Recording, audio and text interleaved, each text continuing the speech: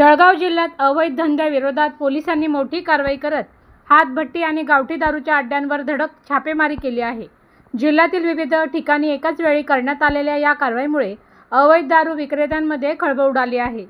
पोलिसांनी जिल्ह्यातील शेकडो हातभट्टी आणि गावठी दारूच्या अड्ड्यांवर छापे टाकले. दारूबंदी कायद्यान्वये दाखल करण्यात आलेल्या 82 गुन्ह्यांमध्ये 82 आरोपींना अटक करण्यात आली आहे.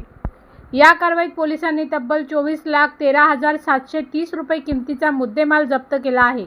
यामध्ये मोठ्या प्रमाणावर गावठी दारू तसेच दारू तयार करण्यासाठी वापरण्यात येणारी रसायनं जप्त करण्यात आले. कारवाई दरम्यान पोलिसांनी तब्बल 22,023 लिटर गावठी दारू आणि रसायने जप्त केली. जप्त केलेला हा मुद्देमाल पोलिसांनी घटनास्थळीच नष्ट केला. दरम्यान अवैध दारू विक्रीसोबतच शैक्षणिक संस्था आणि रुग्णालयांच्या परिसरातील नियमबाह्य पानटपऱ्यांवरही पोलिसांनी कारवाई केली. शैक्षणिक संस्था आणि रुग्णालयांच्या 50 मीटर अंतराच्या आत असलेल्या 31 पानटपऱ्या निष्कासित करण्यात आल्या आहेत.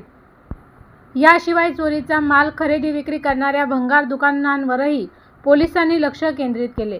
चोरीचा माल बाजारात खपवला जाऊ नये यासाठी जिल्ह्यातील तब्बल 113 भंगार दुकानांची तपासणी करण्यात आली. या तपासणी दरम्यान 7 भंगार खरेदी विक्री करणाऱ्या दुकानांमध्ये मालाबाबतची माहिती संशयास्पद आढळून आली. त्यानुसार संबंधित दुकानांविरोधात गुन्हे दाखल करण्यात आले आहेत. अवैध दारू, हातभट्टी, नियमबाह्य पानटपऱ्या आणि चोरीच्या मालाची खरेदी विक्री करणाऱ्यांविरोधात जळगाव पोलिसांची ही कारवाई पुढेही सुरू राहणार असल्याचे स्पष्ट झाले आहे.